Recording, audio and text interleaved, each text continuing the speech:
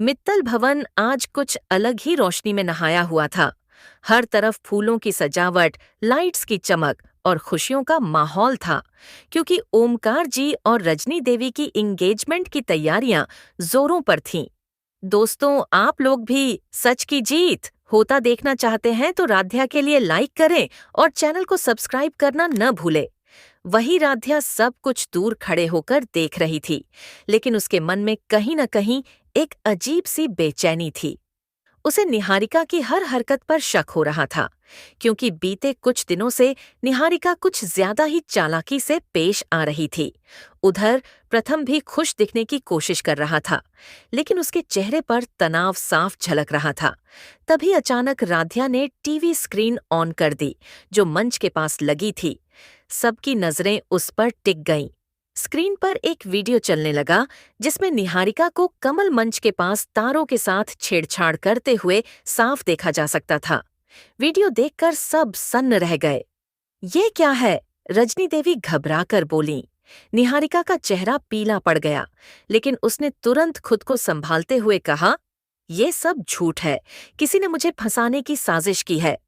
राध्या आगे बढ़ी और शांत लेकिन मजबूत आवाज में बोली, निहारिका, मैंने तुम्हें आखिरी बार कमल मंच के पास कुछ करते हुए देखा था। मुझे तभी शक हो गया था। आज सबके सामने तुम्हारा काला सच आ ही गया। इससे पहले कि कोई और कुछ समझ पाता, एंगेजमेंट की रस्म शुरू करने के लिए रजनी देवी मंच की ओर बढ़ीं। जैसे ही उन्होंने कमल मंच को छुआ, अचानक जोरदार करंट दौड़ गया। रजनी देवी चीख पड़ी और वहीं गिरकर बेहोश हो गई। पूरे हॉल में अफरा तफरी मच गई। माँ! प्रथम दौड़कर उनके पास पहुंचा। ओमकार जी कांपती आवाज में बोले, जल्दी एम्बुलेंस बुलाओ। सब लोग घबरा गए और तुरंत रजनी देवी को हॉस्पिटल ले जाया गया। डॉक्टरों ने उन्हें आईसीयू में भर्ती कर लिया। बाहर सबके चेहरे पर डर और चिंता थी। इसी बीच निहारिका ने मौका देखकर सबके सामने रोते हुए कहा, ये सब राध्या की वजह से हुआ है। उसी ने कुछ किया होगा, तभी माँ को करंट लगा। उसकी बात सुनकर कई लोग डगमगा गए। प्रथम का गुस्सा फूट पड़ा। वह राध्या के सामने आकर बोला, अगर माँ को कुछ हो गया ना, तो मैं तुम्हें कभी माफ नहीं करूंगा। तुम हमेशा मुसीबत ही लेकर आती हो। राध्या की आंखों में आंसू आ गए, लेकिन उसने खुद को संभाला। प्रथम, मुझे यकीन है ये सब निहारिका की साजिश है। उसने जानबूझकर सब कुछ ऐसा सेट किया कि शक मुझ पर जाए। उसी वक्त डेकोरेशन का आदमी हांफता हुआ अंदर आया और बोला, सर, एक जरूरी बात है। कमल मंच का तार किसी ने जानबूझकर काटा था। ये एक्सीडेंट नहीं, बल्कि साजिश लगती है। ये सुनते ही सबके चेहरे बदल गए। राध्या की आंखों में चमक आ गई। देखा, मैंने पहले ही कहा था, ये काम निहारिका के अलावा कोई और नहीं कर सकता। निहारिका घबरा गई और बोली, ये झूठ है। ये लोग राध्या के साथ मिले हुए हैं। राध्या ने मोबाइल निकाला और बोली, मेरे पास और भी सबूत है। सीसीटीवी फुटेज में साफ दिख रहा है कि निहारिका ने तार काटा और फिर जानबूझकर उसे ऐसे सेट किया कि मंच पर करंट आ जाए। सबके सामने जब फुटेज चला तो निहारिका की साजिश पूरी तरह बेनकाब हो गई।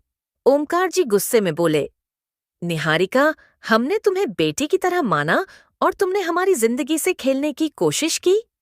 निहारिका रोते हुए जमीन पर बैठ गई। मैं सिर्फ ये चाहती थी कि राध्या इस घर से बाहर हो जाए। मुझे नहीं लगा था कि बात इतनी दूर चली जाएगी। प्रथम ने राध्या की तरफ देखा। उसकी आंखों में पछतावा था। मुझे माफ कर दो राध्या, मैंने बिना सोचे समझे तुम पर इल्जाम लगाया। राध्या ने गहरी सांस ली। मुझे सिर्फ सच सबके सामने लाना था। रजनी देवी को कुछ नहीं होना चाहिए। तभी हॉस्पिटल से फोन आया।